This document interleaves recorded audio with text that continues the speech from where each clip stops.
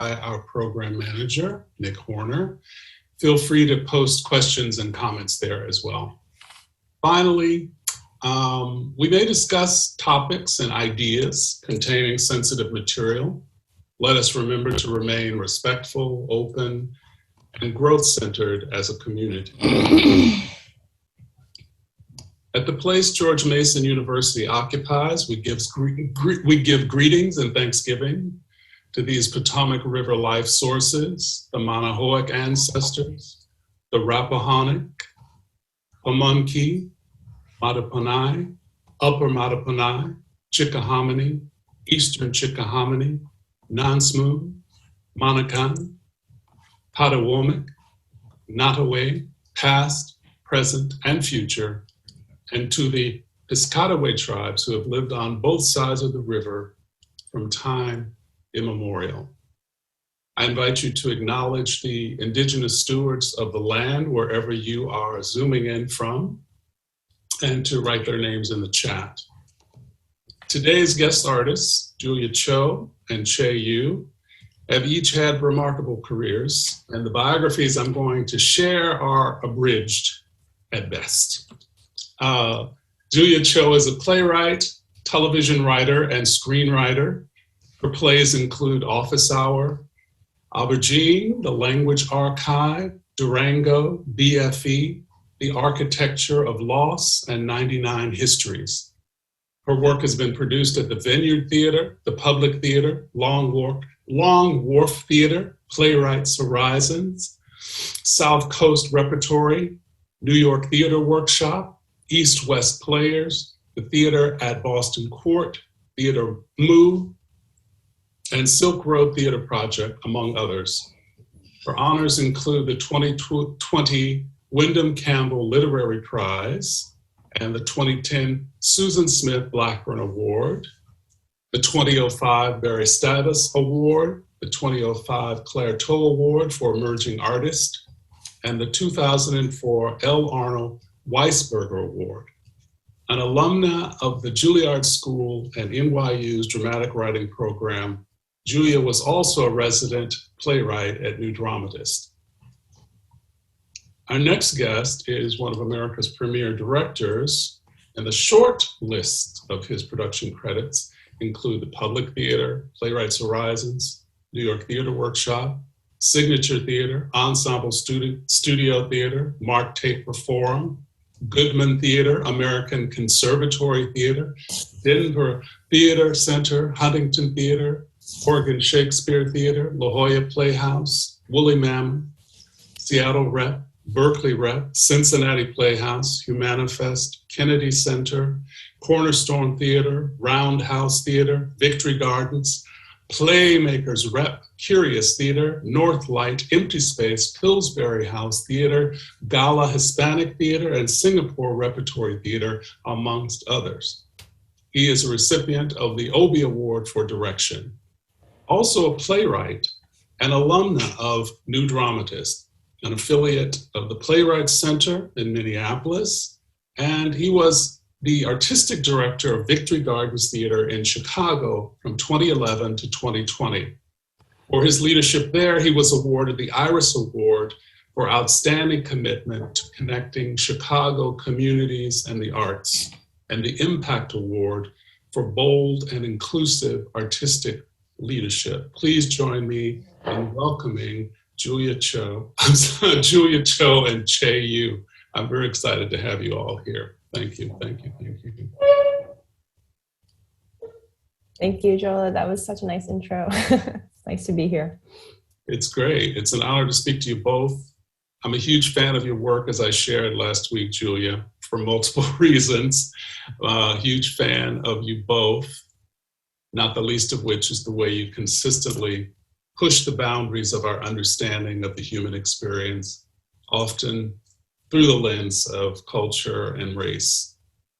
So I'd like to start with this question. It's no secret that my first foray into theater involved writing and performing stories inspired by autobiography.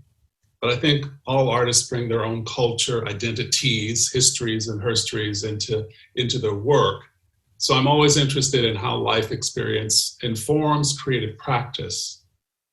I'm wondering if each of you would tell us a little about the communities you've inhabited and how they've informed the stories you tell. I'll start with you, Julia. It's such a big question. I think that, I always thought of writing as kind of like a stone in water. And so for me, when I first began, the first ripple was very close to me, right? Me being the stone. So I felt like, what was my first play? And Chay knows my first play very well because he workshopped it and developed it and was a huge part of that process. It was about a young Korean American woman. What a surprise, And I definitely gussied it up with many non-autobiographical moments, but yeah, I definitely felt safest in this territory of having somebody who was similar to me. And then I think after that, the ripples grew wider. So it was almost like then I could write about different people, different communities. I eventually wrote, I started after 99 Histories being part of a theater community that was very diverse. And I had a fellowship at New York Theater Workshop that was all playwrights of color. And we would get together and workshop our plays and work together, not just with other, it wasn't just like playwrights of color, it was also like directors of color, actors of color. And I started to be part of this amazing community and wanting to write parts for the amazing actors I was exposed to and working with. And so then eventually I just started to write plays that incorporated many different ethnicities or races. And eventually I tried to write a play, Language Archive, that didn't really specify any race or ethnicity. And then I boomeranged right back after that to writing about my own ethnicity, but in a very different way. So it was almost like the ripples went out and then another stone came crashing in, which was probably my, midlife crisis or something. And suddenly I was right back to writing close to the bone, but in a very different way. And so it's just been a process of both writing sort of specifically from my own experience, trying to write not from my own experience, and then returning yet again to my own experience in a new way. That's a great trajectory, inspiring, yes. What about you, Chay? I think whatever I do, there's always going to be a huge part of who I am, at least the essence of it, which is in either the work that I direct or definitely the work that I create as a playwright as well. So I would say the communities immediately would be, of course, Asian American, Chinese, then rippling out to the LGBTQ plus community. And definitely being an immigrant to this country, immigrant narratives are very close to my soul because I always feel that this is an issue that has always been the foundation of our country, but yet it's always brittle.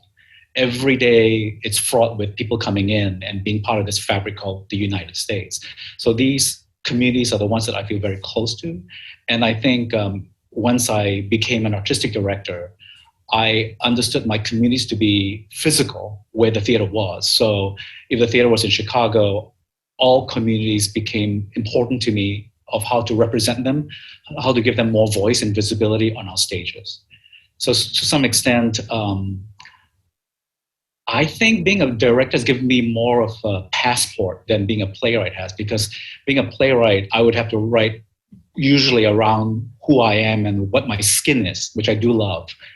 And as a director, I begin to learn more about my citizenship as an American and also as a global citizen, what it means to live with each other and what justices need to be fought for to create a more equitable society. So that part of understanding plays, immersing myself in different worlds has given me a lot of not only joy, but fodder to become a better person. Yeah, that's great too. Thank you for sharing that with us. Like many institutions everywhere, George Mason University is in the throes of bolstering diversity, equity, and inclusion across the board. And this guest artist series actually is an outgrowth of a graduate course, Dramatic Theory and Criticism, Unpacking Race and Power in Contemporary American Theater. The curriculum of that course represents a deliberate departure from the traditional approach to dramatic theory, which centers European scholars, discourse modes of making.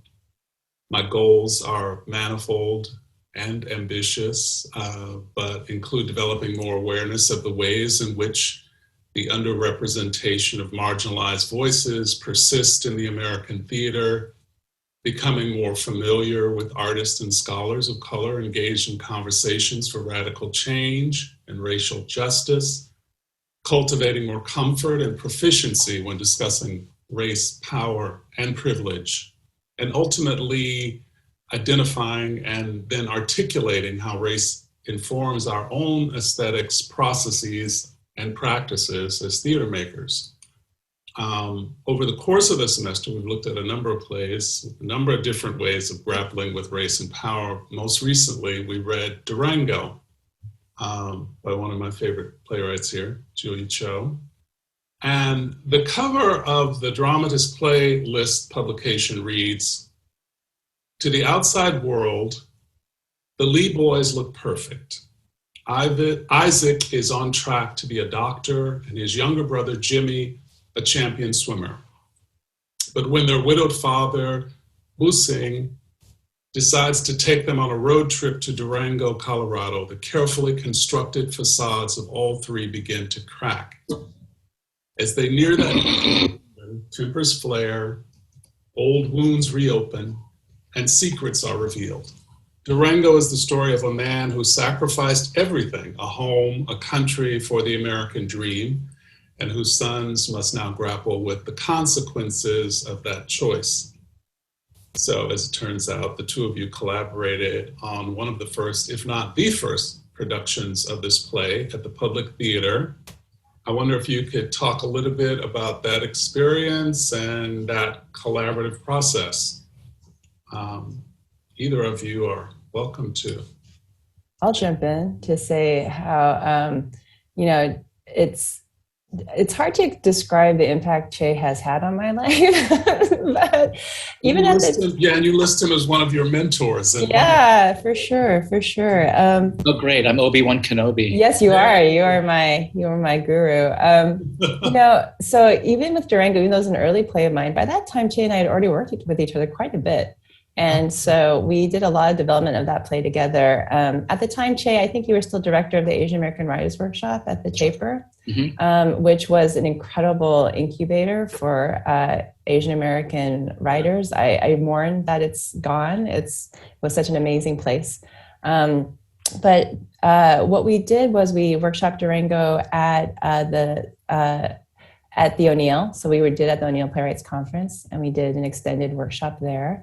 And then, wasn't it a co-production? We did it at Long Wharf, and then it moved to the Public. So we were together on that play for a very long time. Yeah. Also East West Players, Julia. East West Players, oh my goodness. Yeah, so there was a lot going on with that play. And I will say, the thing about Chay was that he really taught me how to think about not just the play itself, but was always so pressing me. Like, what is this? What do you want it to be? What do you want it to say? Yeah. I can't even remember specific conversations because it felt like we were just in one long conversation for such a long time. But I do remember feeling like such an ease because we both understood it from this very Asian American perspective. I will say a caveat, which is Chay will be modest about this, but what is I think really extraordinary about him is I have seen him direct and mentor players of all backgrounds. Like, it is not the case that he focuses solely on nurturing, I think, the next generation of Asian American talent. Like, what I have seen is he has nurtured an entire generation of like playwrights of color of all different backgrounds, and so I think in general, he's just extraordinary at it. But then for us, there was, I think, an added just resonance because we delighted in the fact that we were able to tell this Asian American story and pull in like Linda Cho, an Asian American costume designer who could get the apron that Jimmy wears just right. Like, there's so many like little details that we were able to bring to it, minding our own experience that made it beyond just a satisfying work experience or theatrical experience, it made it just a profoundly satisfying personal experience. And I just felt the whole play was so nurtured and taken care of the entire way, which isn't, you hope for that ideal, but it isn't always the case. And it really spoiled me, I think, for the future in terms of what I expected from my collaborators.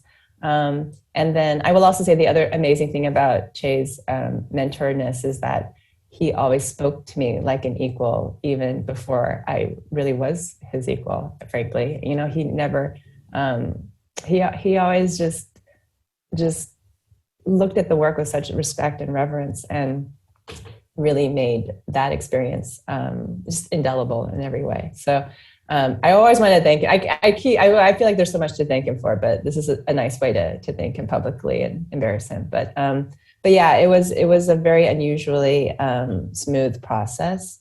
But I will say, and I don't want to talk forever because I want to hear your side of it too. But I do think that there is a sense of audience that at least back then, because this is quite a while ago that we were doing Durango, and it did sort of feel like, as much as we enjoyed the process, there was always a question of how to reach an Asian American audience, with the play, and knowing that a lot of the times for previews and performances, we had an audience that didn't share our background. So it was kind of interesting to be in that space, to be both in a space that felt profoundly Asian American when we were in process of rehearsing it and developing it, but then always being aware that the ultimate arbiters would not be Asian American, right?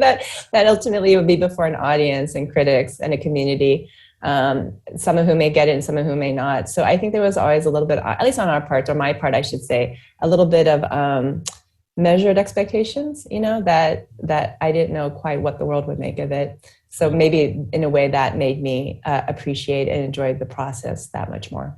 Mm-hmm. That's wonderful, Julia. There's so much in there that I want to dive into, but I won't. so that Chay can share with us his experience. Working with Julia is basically a shorthand in a wonderful way. I think sometimes you find collaborators whom you can actually have a beautiful shorthand, and that's usually sometimes the emotional quality of the work, and also to some extent the world in which the artist creates. And Julia actually writes painfully beautiful plays which are very truthful, and yet it's also partly wonderful because it's in subtext. So what is not written is actually breathing between the lines. And in Durango, she beautifully captured the complete complexities between fathers and children, particularly in a Korean American experience. But I think that permeates into any Asian American culture and permeates into any culture where there are fathers and sons. And I think that portrait is the one that we bring home, and also the one that we experience immediately viscerally when we see and experience the play. Of course, it brings up a lot of issues, particularly unresolved issues that we always have with our parents, particularly with our fathers. And I think in this particular play too, what is remarkable too, is Julia's version of the American dream that we rarely hear about. That silent, invisible person that you see in the office who's there hacking away for decades only to be let go. And by sacrificing everything for the children, only to have them as strangers in their own household. Yeah. So to some extent, this portrait, I wish there were more of these portraits. I mean, looking at the rise of anti-Asian hate crimes at the moment is because there are so few of these stories that make us visible and actually vocal. So right. Julie had done a remarkable job bringing to life these stories in the 90s. And of course, since had written more. I'm just only saying, as an artist in this community, that we need more of our stories. For the American fabric to be truly an American fabric, we need all kinds of stories, because this is where we come from, and it's where we're going to be heading towards. And Julia, too, is poetical, as much as she may hate that word. There is a turn of a word, there is a phrase that lingers in the air, and you don't need a lot of lines. It's just the right word, and it's economical, it's precise, and it's deadly. And I think she shies away from the mundane, which is very interesting. But yet, through the mundane, she finds uniqueness within the characters and their relationships. I would say that Durango is a slice of life. I don't think there's anything earth-shattering about what the characters are doing, but in the way that it's portrayed, the way it's written, the way that it's told is truly unique and a work of art, a master art, actually. That's one of the few plays that I still hold on to very deeply, because I feel that at the end of the play is devastating, where there's no more words left to describe a relationship. And where do they go from here? There are no easy solutions. And in that wonderful way, Julia has captured a very brutal portrait of a family, an immigrant family, in a way, where the children are American and father is Asian, and the divide is never to be bridged. Yeah.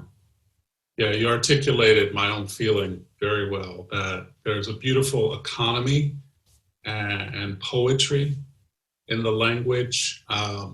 And it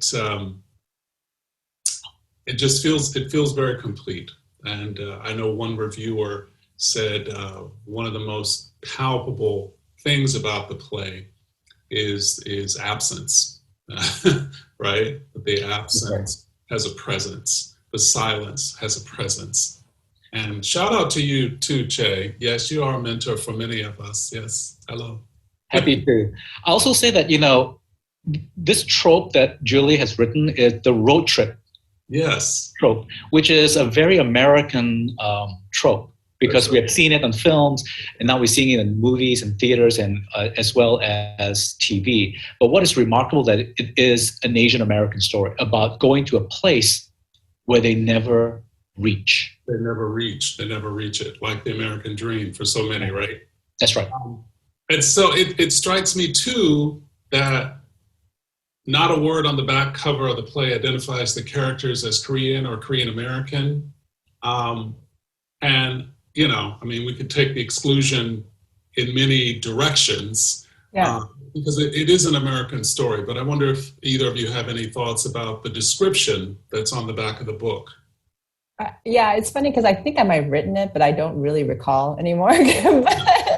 but as I was listening to you read it, I was thinking like, oh yeah, I think there's this thing where it's coded. You know what I mean? It's not blatantly saying Korean American, but if you know Korean or Asian American, and you would know Busang is probably a Korean name. You would think Lee and I I was thinking about like how in a way the description, whether consciously or not, I think was written to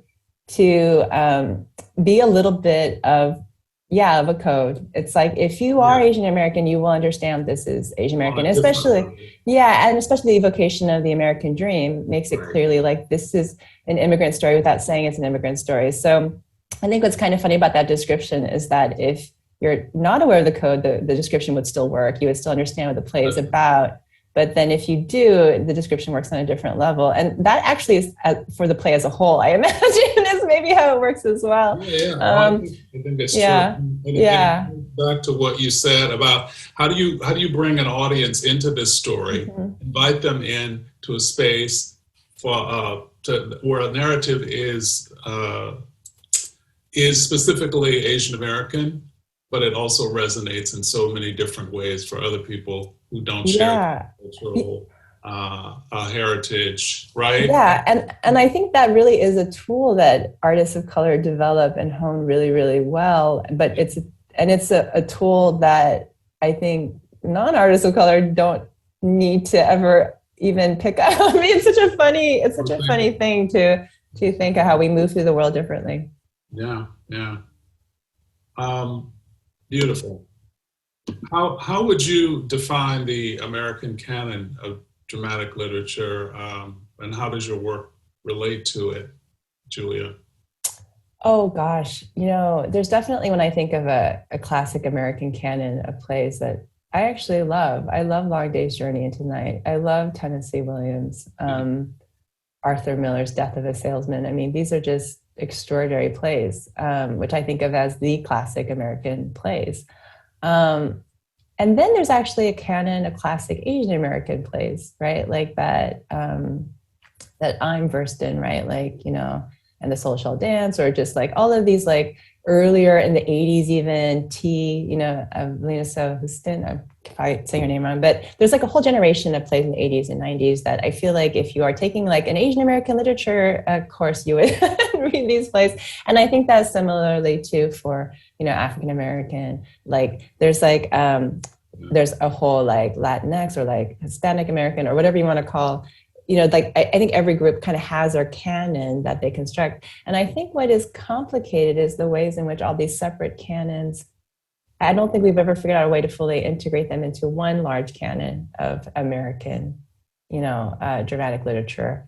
And so for me, I feel like, I don't know. I don't know quite yet how I feel about the canon. I feel like a profound connection to the American plays I love. I feel gratitude for the educational institutions that perpetuate an Asian American canon so that I can still get read. But I don't know. I guess I'm less concerned about entering into the canon these days. This is not quite related, but it is a little related in the sense that I find that I get less frustrated at the resources poured into classic American texts, and I get more frustrated maybe at the way in which the same plays get produced and reproduced. So I Shakespeare's great, but I sometimes get so tired of like how many resources get poured into redoing, the same classics, even from different perspectives. And so I think for me, it's less about the canon as a prestigious thing, but how do we balance canonical work with new work so that we're not kind of cutting off ourselves, and that might be something, Chay, you thought about too in being the artistic director of a theater, right? Because I do think that artistic directors of theaters have to sort of balance that just on a pragmatic level of like tried and true, people are going to come in to see this, and also, the carrot and stick of like, seeing new work that challenges them and stuff. So I'd love to hear it from that perspective, the producerial perspective. As would I, Chay. Look, the canon is always in the eye of the beholder. So if you say to yourself, this is the canon, you make it. So as a producer, as an academic, as an artist, as a citizen, you have to figure out what that really means. And I think to some extent, the canon can always expand and it can always be more elastic. And I think when you're in the 21st century and say, what is the American canon? If you only see plays by straight white men, it's going to be a problem. And I think we're more interesting than that as a nation and as a field. So to some extent, as an artistic director, I always feel that as a nonprofit organization, I get my money from the government. And the money also comes from taxpayers. So that means I represent all the taxpayers and also who is really in my physical community that I need to represent, because we are a theater. So if you only represent, well, let's say 50% of your audience all the time, you should return all your money back to the government and declare yourself for-profit theater, and please don't bore us anymore. Right. I think to some extent what we need to become as an American theater is how do you define American? And I think right now, this cultural war, which is very complicated, everybody is defining it their own way. But to me, I think we are a more interesting nation than that, because you look at every corner of the city and the street. If you sit on the bus, on a train, this is your country. So how do we tell these stories? So Black stories actually belong to all Americans, as well as Asian stories and histories and Latinx, even white stories. I think we are more interesting than that. That's all I'm saying. And by cutting off your legs and saying this is the only one way of looking at it, I think we have to challenge that. And I'm sure students are doing that, artists are doing that. And as I've always said to other people too, if they do not want you at the table, leave. Build your own, invite your people. Because that table is not going to be full for long. Yeah. All I can say is that right there. Yeah. Agreed. Yeah, I'm on my own personal mission to expand what we think of as the American canon, right? But I agree with you wholeheartedly. I do think it is possible. I think a lot of people are fearful because one is, well, we're going to lose an audience. Well, when I came into my theater, I remember losing 50% of my subscribers with a hip hop show, but I gained the 50% of my subscribers who loved the work that we were doing and we built. And within the 3 or 4 years, we had the youngest and most diverse audiences in the city. And this is Chicago. You're talking about Victory Gardens, of course. Mm-hmm. Yeah. Yes. Yeah. I believe it is possible. It's about vision, what you feel that you need to do. Yeah. And I think when you start towing the line, then you're always going to do Shakespeare. And I think I love Shakespeare too, but how about other stories that represent who we are as Americans living in this country today? I think there's a lot more room for that. Yeah. And Right. I think this great pause that we have all endured and had gone through allows us a possibility of a great restart. And if we don't take this disruption that most of us have been praying for to rebuild, to reconstruct a better society for all of us involved, we have wasted 18 months. Right, right. Yeah, Jay, sorry, Julia, go ahead. Now, I was just going to chime in where I totally agree with that, and I sort of feel like Chay was radical even before the pandemic. I feel like he's been saying so many of these things like ever since I started working with him, and just to sort of underline that, to me, what really stands out is a sense that theater is ours. You know, there's a sense that there are gatekeepers, that we don't belong there, that they won't let us in, and I think this idea that it's ours to create, ours to that it actually always was. It was just a illusion that we couldn't access it, because we always had the power to make our own, tell our own stories, create our own spaces. So I think that, I just wanted to sort of underscore how I think important that is. I think that the problem with American theater is that we don't actually have a codified manifesto for American theater, which is kind of one of our strengths, because it's almost like it's a very fluid thing. I just had a couple of years ago, I was in Korea for a translated production of Aubergine, which is fascinating, but they have a national theater there. Mm-hmm. And they had their manifesto etched into a wall for what their national theater was. And I wish I had taken a picture of it, but I remember being so struck by it, because one of the things it sort of said was this idea that this is theater for the people. It's by the people. It should be for the people. Yes. And their ticket prices were like $25, I think. Wonderful. And everyone in their audience was under the age of 30. I felt like I was the oldest person in the audience. And it was like cool. It was like a cool thing to go to theater. It was like something that like the young people did. It was amazing. That's cool. I guess it just made me think like, oh, we don't have a national theater, and Britain does have a national theater, and you can see how the impact having a national theater can do, you know, I think on theater as a whole. Mm-hmm. So, I mean, I feel like we can kind of embrace that we don't have a national theater because it's motlier and more multi-voiced. But I do think it's worth it to really think like, well, what is my personal manifesto, and how do I like do this theater making with intention, and right. You know, what kind of impact do I want to have? And so that's sort of just something I think. And there is something to be said to your point also for national endorsement and legitimacy and obviously funding. Yeah. Right. Mm-hmm.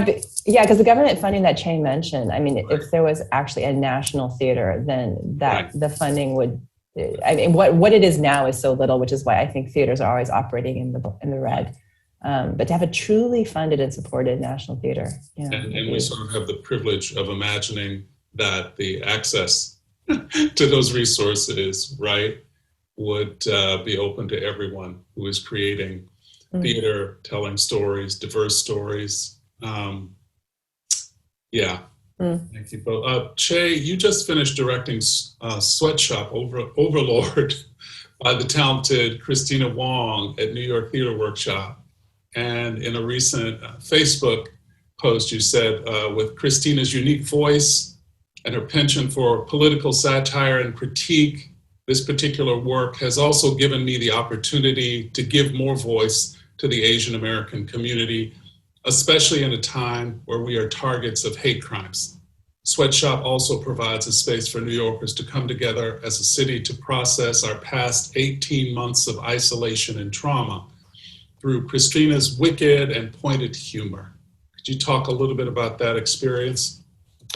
Yeah, I have a little reputation in American theater for being the director to go to when there is no script and we're announcing the season with your name on it. So Christina was actually I've known her since actually Asian Theater Workshop, which Julia mentioned, and she was younger. We brought her in, and she was doing a little performance piece, and I loved her voice. She's a remarkable satirist. And during the pandemic, she was freaking out because all her income was gone, and we were all deemed unessential. So what she did was she tried to figure out what her call to arms was going to be, and she realized that she could actually sew masks for people. And as a result of that, the supply was not meeting the demand of masks. And what she did through Facebook and the internet was to create the Auntie Sewing Squad, which is about people sewing masks in all 30 states. And I think they probably supplied about 250,000 masks, if not more.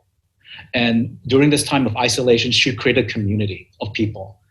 And in this particular work, she also talks about anti-Asian violence, and particularly about masking. There's one moment in the piece where she says, I really don't want to wear a mask in the early days because this mask I'm wearing is the one that they're telling me to go home, that I brought this disease here, this pandemic. So she articulated a lot of fresh wounds to all of us in the community because we had no way of actually responding to this. So this piece was born out of the pandemic and actually documents it completely. So during this process, I didn't anticipate the gift that was the ability to process all that we have gone through for the last 18 months, politically, personally, and socially. And also more importantly, to just give light to what Asian Americans have gone through during this pandemic. Yeah, thank you for that.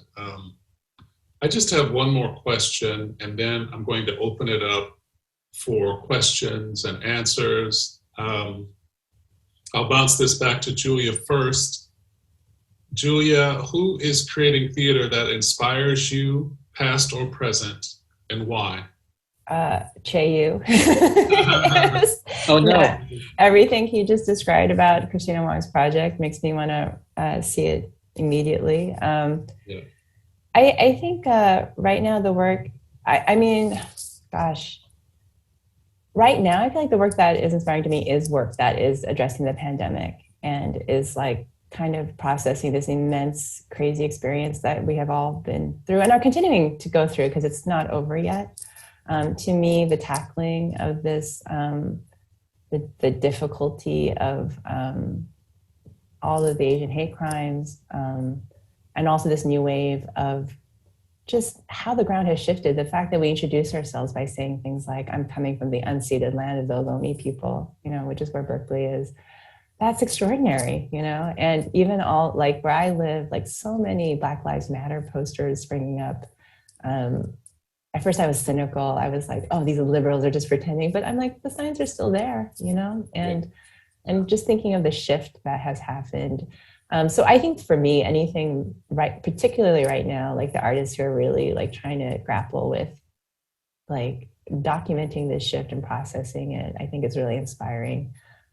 Previously, before the pandemic, I had actually been really inspired by I feel like the extraordinary burst of talent, like in the new African-American, the new Black playwrights, like unbelievable. I was so envious. I was like, I wish Asian Americans were doing work so cool. Like there was just so much happening, like so many intelligent new voices that were coming. I mean, and are still there, but just like watching a Fairview or like watching people really interrogating things in new ways was really exciting. And I think that's of course still continuing. But yeah, I just find like, there's just so much new and interesting work happening, I think. What I'm also excited is to see a bit like what new media will do as people like start to kind of grapple with, is streaming going to be somehow part of the future? How does theater survive in a digital age? Like there's so many exciting questions that are happening. So looking forward, I'm super excited. I feel like a dinosaur now, but in a good way. I'm like, yes, new people, smarter people are tackling these questions. Yeah, thank you, Julia. What about you, Chay? It's kind of the same. I mean, the first and foremost thing is I think all my collaborators I've worked with have always been inspiring to me because particularly playwrights, Julia, Marcus Gardley, Luis Alfaro. Yeah. I think these are the plays that I would never be able to write. But the fact that I could actually be a part of the process in terms of breathing life into these plays, is actually not only an honor, but also a great learning experience for me. And I would say the people who inspire me consistently are the next generation of theater artists and leaders. Mm-hmm. Just listening to the way they think differently, the challenges that they set up for themselves, and the walls they want to tear down with new work has always been very inspirational to me. So in a full circle sort of way, where Julia said, I'm always like running around being Yoda to a lot of folks. The other thing is that they are my Yodas too. I'm learning so much about the way that they see and potential new ways of creating work. So I'm always inspired by the young people because I feel like they have a lot to show us and to gift us. Thank you. That's great. We're at that part in the afternoon when I'll invite folks to ask you questions. You can go back to gallery view if you're not there already. And if you raise a virtual hand or a real hand, I'll try to recognize you and get your voice on the floor. Don't be shy. Okay, Rex, you've got the floor.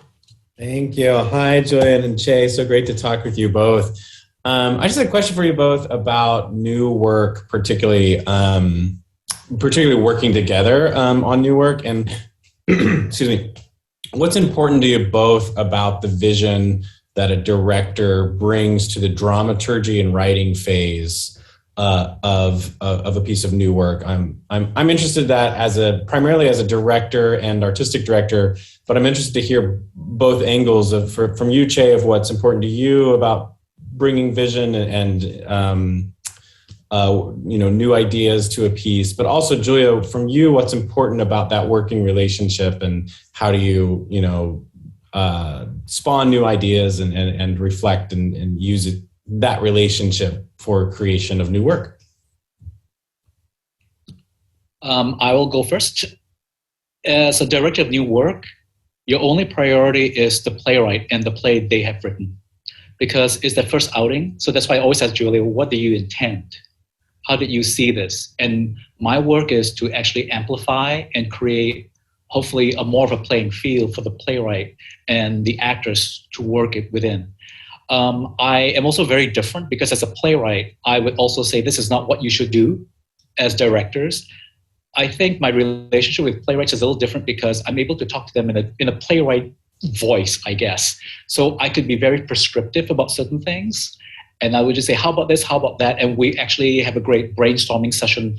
But in the end, the play is the thing, and all of us are there to serve to tell a story. So to some extent, my big caveat is, if I have not given the playwright the play that they have written on opening night, I have failed, because we're interpretive artists. Now, you can put a spin on anything that you want to in a classic play because we've seen that play.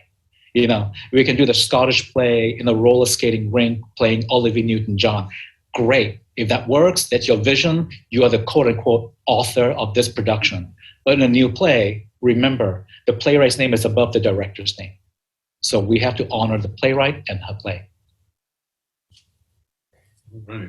Yeah, and I guess the way I would sort of, it's interesting because so Chay was sort of alluding to how he gets sort of called upon when there is no play yet, or there's only like part of a play. So I think there is one version of the collaboration between a playwright and a director where it's almost like a midwife, like you're still sort of like helping pull the baby out, it's like not fully birthed yet. And Chay is sort of a master of that because he's egoless, right? Like what you just heard is somebody who's like, I have no ego in this process. It's about the play and the playwright. And so I think the other version is when there is a play, right? Like, and I tend to be more like that. Like I get really scared showing anyone anything until it's done. So I almost feel like I have to have something fairly concrete before I let people read it. And so then in the collaboration that Chay and I have done, and that's another version, right? Where it'll be a director who gets more like a fully formed play. And I think that in that version, what's best is if both of the people are egoless, in a way. I mean, Chay talks about serving the playwright, which is great. And I think there you know, I guess over time I have felt like even I, the playwright, am also in service to the play. And I think the ideal collaboration is when both the playwright and the director sort of feel like, because like I as a playwright, I can write stinkers for sure. I've written many plays that do not work. So when I write a play that does work, there's something almost like, I don't know why it works. Let's just protect that. Let's just protect the fact that it actually works, you know, and that I myself may be writing from some unconscious place that I'm not fully in control of. So then I think that there's also a version of the process where both the director and the playwright are in service to the play in a weird way. Like as this, we got this gift of a thing, and how do we both make sure it wants to be in the world? How do we help it be in the world in the best possible way? And then I think that is kind of a great place to be, because you truly are collaborators. He's not serving me, I'm not serving him, we're serving the play. Can I ask a follow-up on that of like, how do you agree on what are there effective ways that you found on how you agree what the play is when you're both sort of at different angles on pushing that baby out, to use your metaphor, Julia? But like, how do you agree, like, we both think the play is this, how do we go in that direction? What do you mean? I guess like for me, in a practice I would do is like, between me and a writer, we would come up with a compass of like, we both agree that this piece is about, you know, this quality or wants to accomplish this with the audience. And then my notes as a director is serving towards the compass that's agreed on, as a way of taking ego out of it, of like, as opposed to, I think it should be this, is like, we've agreed that the project, you know, are these elements. So I'm just curious, like, are there other ways that you find yourself working towards the play, serving the play, that it kind of seems like it's separate from both of you? Can I jump in here? Because I just want to, you know, my interpretation of what I hear Chay and Julia saying is that you're both doing careful listening. Julia, you're listening to the characters who come forward, right, to tell their stories, and in creating the arc of that story. And Chay, you're listening to Julia in this case, or other playwrights, and I'm sure at some point you develop your own relationship with the characters and the narrative, right? And somehow you have to develop a language to talk about those things. I don't know if that process necessarily is one that you superimpose the producer's sort of mission on. I don't know. We don't discuss what the producers, we don't really discuss what the producers want until previews, perhaps. Exactly. No, I think, Rex, to go back to your question and then sort of going into what Joel is saying too, that like, it's like a multi-layered conversation. So I don't actually think initially Chay and I would have very blunt conversations about the play is about X, or, you know, it's more just about, like, you know, Chay was saying, like, it's just interrogating, like, well, where did it come from? And what, you know, it's almost more like a more like softer asking around the play. And I think a lot of it is coming at it from a place of openness, of not necessarily knowing what the play is about. So it's not like Chay is saying, what's the play about? Like, it's about X. And then we hew to that. It's more just like, I think it might be X. And he's like, well, let's see, you know? And if it is, then, you know, and then you start to fall to the practicalities of, like, you start to discover what you both think, not because you're in a room together just talking, but you're both looking at a set design, right? Your set designers come up with this concept. And you might find out a lot by me saying, I like A, and Chay being like, oh, that's really interesting, because I thought you would like C, you know? But I'm like, yeah, but A is not literal. It's really abstract. And then like, oh, so you think of this as more abstract. Like, so you start to discover in the process of having these very like pragmatic discussions about how literal are the costumes, like, and who are the actors? Like, what qualities do you, like, who's Busang? Like, that would come out because of who we wanted to cast as Busang, right? It'd be like, you know, that would make it really clear, like, who the character is in our discussions about who to cast and why. So you start to, like, it's like archaeology, right? You start to, over time and over multiple conversations, it starts to become clearer and clearer, like, and hopefully you guys are on the same page and are discovering more and more how much you have in common, as opposed to, oh no, we don't see this thing the same at all, you know? And then to your point, I think once you get into like previews and rehearsals, you're like, this song is supposed to make people feel moved, not make them laugh. And they're like, oh, well, then we better do it differently so that we make people feel what you want them. So then I think there's a space for that kind of like fine tuning of like, I want this scene to have this effect. Oh yes, me too. And how do we do that? Maybe we change the way the blocking is or the lights or so it's just a really like very long and intricate conversation, And each play is very different too, right? So I think the most important thing I think I can give to you is listen to the play. It will always surprise you because when you keep doing it differently, different ways, the sense of play is happening. Look, the player has lived with the play for at least a year, if not more. For some of us, it's the first week. And sometimes I may have staged the whole play in my head. I know all the lines. And when I go into staging, you go with instincts and everyone else, and it changes very differently from what you thought it's going to be. And that's the joy of creating a work, I think. So active listening, keep the sense of play. Sometimes you will discover things that you never thought was actually there till the third week or during tech or previews. Mm-hmm. And definitely, to what Julie has said, when you start bringing an audience in, you're going to learn more about the play. It's very hard, I have to say, because you're going to be in a profession and a calling where you don't know the answers. It's not about knowing the answers. It's about following the question. Yeah. That. Thank you. You both. Other questions, and feel free to put them in the chat as well. We'll try to respond to them if you don't feel like raising your hand.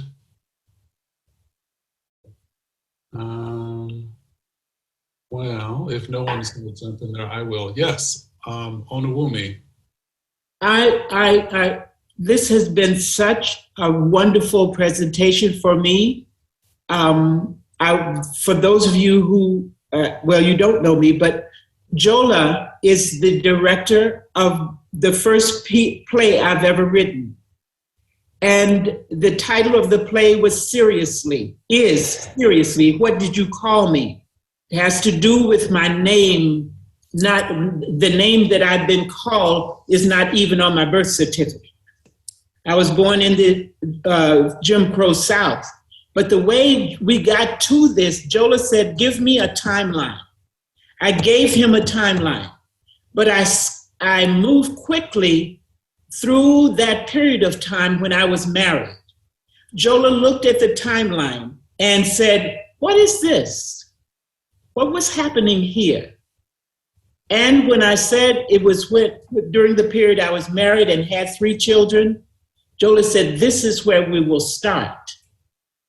And when he did it, he scared me to death because that was one of the most dark periods of my life. And I had 3 children. How do you tell that? Jola, I cannot talk about that without feeling emotional, but I will tell you that the play, in the short time that we had to write it, and it was a very brief time, the play has been a success because of its relatability, because of its relevance, because of something you said, Chay, about your audience comes from everywhere. They have had all kinds of experiences, and that you don't have to structure anything so tightly that any of those experiences have to be left out, nor do you have to pander to your audience so that one experience dominates another. When you talked about canon, I want to hear more about canon because it is not the canon in these United States. With people from all over the planet in this particular country, it is a matter of there being canons and having the courage to create your own.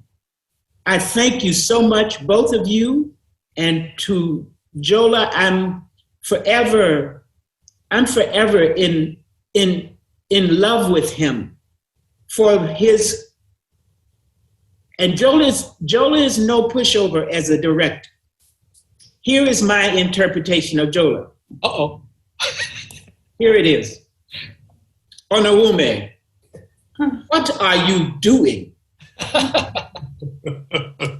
Where did that come from? And I'd have to stop. Onawume, you've just left your husband, and you act as though you're going out to get groceries. And I realized in that moment,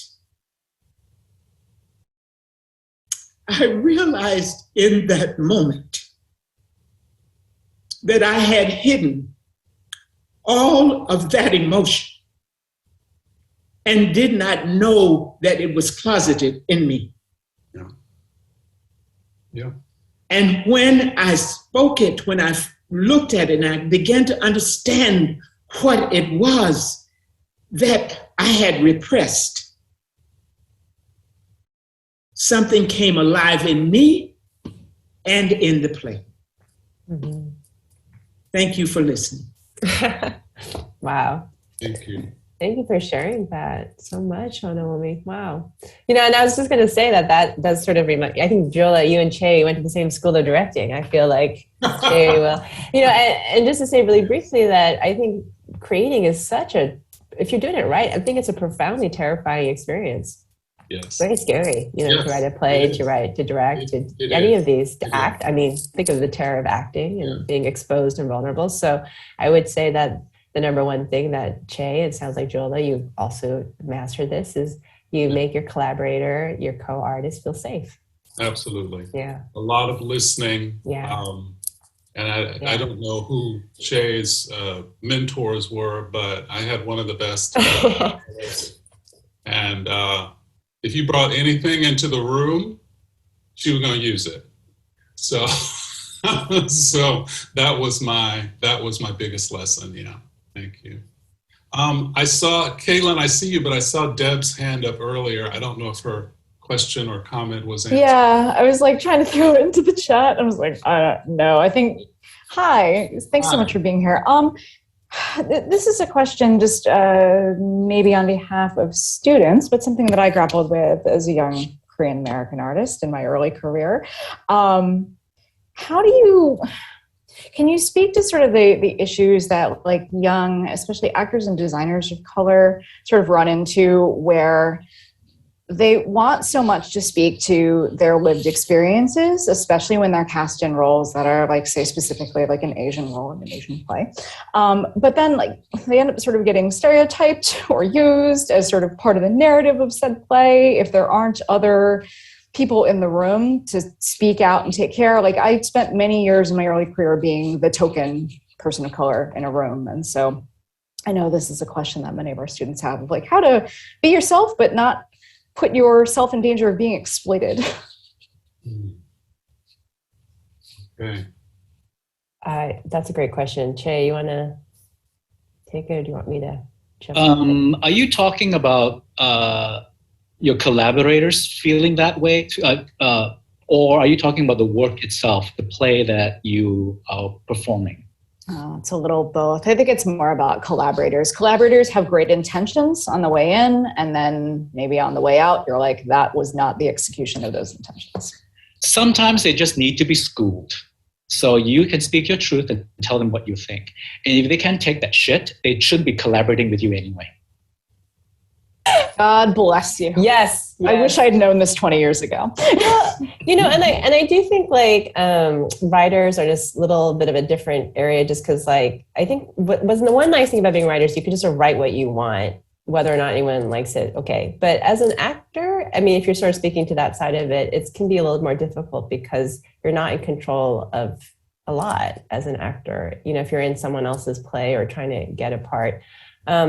You know, I think to your point of like, how do you expose yourself and also kind of protect yourself? I mean, I think a lot of the artists I know do have some kind of rituals, you know, for what they need to ground themselves. So, I mean, in terms of actors, I feel like literally there are rituals where actors will come off the stage and do something that marks that passage from being exposed to being, you know, themselves again. And even as writers, I feel like a lot of writers have like grounding rituals that, whether they call it a ritual or not, it could just be, they call it a routine. But I guess I was also thinking, to your point, that the vulnerability, it's still worth it if you can just keep it, because it is the source of our strength too, to tell our real stories, to be our real selves. You know, you can take it to Chay's awesome warrior place of like telling people to their face about their shit, which is amazing. But I think also just the consistency of like knowing your own truth and sticking to it, you know, and just being persistent and consistent. Because at the end of the day, it's for you. You're making the art for you and telling the stories you need to tell, and no one can stop you, really, you know. But yeah, I think at some point, I think this is why a lot of the actors do move into creating their own work, you know. So perhaps that's more in, you know, your like performing one woman show, creating, like, you know, starting to expand beyond whatever niche you're put in by creating your own work, you know.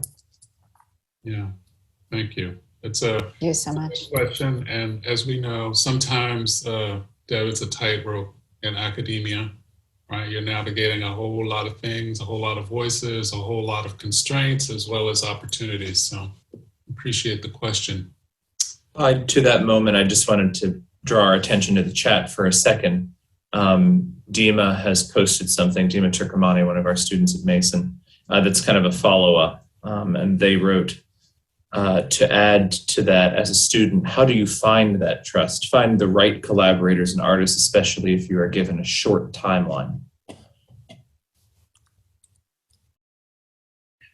I will just basically say that, number one, playwrights should always have a conversation with a director before they are chosen. It's like a dating situation. You will get to figure out whether you can speak, that they are listening to you, and whether they have a lot to show in the collaboration. Otherwise, find another husband. There you go. This is also true of your social life, so use that wisely. And I think if you can have conversations about the smallest things, you can have conversations about the biggest things. And the most important thing is you can communicate. Second thing is, for actors, if you're a director, it's also very easy. It's probably during auditions. You can tell when someone is not going to be a collaborator and someone who's actually a willing collaborator. These are the things that you will pick up as you keep doing it. And most importantly, create a family and a company. And I think if there's a way to also bring up what Deb has just articulated, create a room where everyone can contribute to telling the story and how they can be comfortable and also challenged. I'm not saying just because it has to be a safe space, we have to do always one specific thing. I'm just saying that we have to be collaborators, embracing the difficult, as well as a place and an environment where we can be our true selves in exploring the work. If you feel that you can't have that opportunity to do so, articulate it, speak it. If nothing is to be done, enjoy this date, and after this date, find another date. But learn from this past experience that you can settle for nothing less than what you just have endured. Yeah, and everything Chay just said, and also I think I don't know the context of the question, but it seems it's also about like you guys are all in school and in programs and meeting a ton of people, and sort of how do you find your tribe quickly? And I will say school is probably an amazing place to find those people that you will be collaborators and friends with. So in my I guess my advice would be also to apply to residencies and fellowships, where there are a lot of fellowships that are about making you part of a group of people, right? Like, so like there are playwriting fellowships where you are part of a group of young playwrights, and anything that sort of, and so it doesn't give you many money, but in the sense that like of doing as many things you can to find other people in your tribe, like trying those things. I would also say just, I feel like it's not really networking that I think is important so much as like, when you do work for your school, even if it's like the smallest thing and you think nobody will see it, totally be yourself in that piece. Because the thing is, they will find you. Your tribe will find you, but only if you admit the flares. Do you know what I mean? And your work are those flares. Every time you share work in class, every time you ask a teacher to read your work, like, it's not so much that you're trying to find people who love it because you're good, but it's like, are you trying to find people who resonate with it? And if you're not putting out work that is really you, they're not going to see the signal. So just putting out the work that is as much you as possible is the way people can find you. You're just kind of like throwing breadcrumbs out into the world. And so I'll just say for Chay and me, I don't know, Chay, if you remember how we met, but I was a student at NYU in the graduate program. He came to talk as a guest. I don't know who invited you. Maybe it was Chiori. And he spoke to the class. And I'm normally quite shy, and I don't know why, but I think I made myself talk to him, and he didn't know me. I was just a kid in the class, right? And he gave me his card and said, I'm the director of the Asian American Writers Workshop, send me work. And I was like, okay. and I did, you know, and because of that, here we are. But I'm just saying, like, in that case, there's two things that needed to happen. One, I needed to step up and be brave and like, say like, oh, this is a person who is part of, maybe could be part of my path, and try to connect with them. And then on the flip side of that, Chay needed to be this extremely generous person. So I would say for everybody here, we're all probably one of those two things, right? Like either you're the person who can make that, you know, be a little braver and make that connection, or you're the person who is connected and can be and can help someone else, right? So I feel like, you know, that's another way to find your tribe. I'll say this too. I assume that most of your students, the future is yours. We have built a lot of things. Even Jola and Julia, we did not start and create theater. It was handed to us. And on these shoulders we stand. Now it's your turn. And I think as much as this country is very complicated these days and being divisive, there's one thing remarkable about this country that most countries do not possess, is the freedom of speech. If you do not speak up, it's silence. And silence is a response. In other countries where you practice your art, speak the truth, you get to be put into jail or you get killed. So to some extent, what is the voice of your generation? If you don't speak the truth, you're given I would say, a talent for telling stories. And there are many people in your community that do not possess that talent. If you do not use that talent to tell those stories of your communities or your people, the community suffers. So to some extent, theater is one of the most beautiful ways where you don't have to do a lot to tell your story. You can do it in the garage of 10 people. You can do a solo work where there's no fourth wall and you can speak your truth and tell everyone your experience. So to some extent, this is what you're coming out of from the pandemic, and the world is yours.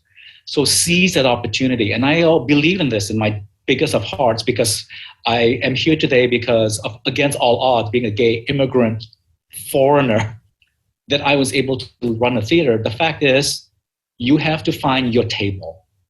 If you have to be the barbarian at the gate to go into some other place, that means you should say to yourself, it's not worth it, because they're not really embracing you. When you own your table, then you can set the menu and the guest list. If you're invited to the table, remember, after the meal is done, you have to go. If you stay too long, they're going to make you clean. So the question to you is this: if no American theater wants you, start your own. Most of the famous American theaters that you know of started from the same place. Yeah. And most importantly is your voice. You have to speak. You have to tell your stories, because we're all better for it. And I'll articulate this, and Joel will believe in exactly what I say. You are the future, and you are not going out there alone. All of us are behind you and beside you. So go out, write, scream, tell your story, celebrate what we've come to this very moment in history, critique it, make sure that we do not give our children and our grandchildren the things that we never did. And I'm looking at, forgive me for mispronouncing your name. I'm looking at the clock, and I'm also cognizant that people have classes and things that they have to go to teach. But Caitlin, I wanted to offer you the opportunity. No, you good? Okay. Everything got answered. Thank you so much. I just wanted to add one really quick thing too about everything Chay said, which I feel like when he speaks, he's still inspiring me to like do more and be more. And I did want to uncouple this idea that the next generation means that you have to be young. I sort of feel like, I think the wonderful thing about creating and storytelling is that it is decoupled from physical age. You know what I mean? It is like we are all, theater practitioners. Some of us are newer to it than others. But I think that when the future is ours, it's like collectively, whoever you are, whatever your background, your age, whatever lives you had before you started doing theater, whether it's the first thing you've ever done, that I think it's like now is the time to just start, and be bold. So I think it's for everyone and for all of us too. We're all that next generation too, right? Like it's our future too. Yeah, you both are really, really inspiring. I hate to close it out, but here we go. It's that old construct called time. But many thanks to George Mason School of Theater, Mason Players, Players for Change, and the Friends of Theater for their support in publicizing and attending this event. A special shout out to our interim program director, Nick Horner, who's working over there to keep the logistics on track. Thank you, Nick. Nick has also made all 3 of our conversations available at a link that I am told you will provide in the chat. It is in the chat. It's on our link to our School of Theater page. It'll be there within the next 3 days. Just scroll to the bottom. You'll see a green bar. It says coming soon, right under our recent news. And so please do follow up. There'll be some supplemental materials there as well. Thank you. Thank you. Thank you. Thank you, Jola, everyone. Yep. Thank you, thank you, Chay. Thank you, Julie. Thank you, and keep on working. Yes. And if you're ever in Amherst, Massachusetts, I have a table that is yours. That's I'm there. I love it. Is actually an alum of college on the woman. Yeah. Yeah. I went to Amherst College, so I will come visit your table. I will bug you for that someday. All right. Really incredible thanks to Julia and to you, Chay, whom I hope to see live and in person at some point in the not too distant future. And last but not least, thanks to all of you for being present today. This conversation is ongoing, and we will continue this series next semester. So everyone who is signed on for these guest artist talks will be notified once the schedule is set. Thank you, Jola. I love you. Thank you. Thank you so much. My hope is that these seeds have been planted today and that they'll take root and flourish. Thanks to you all.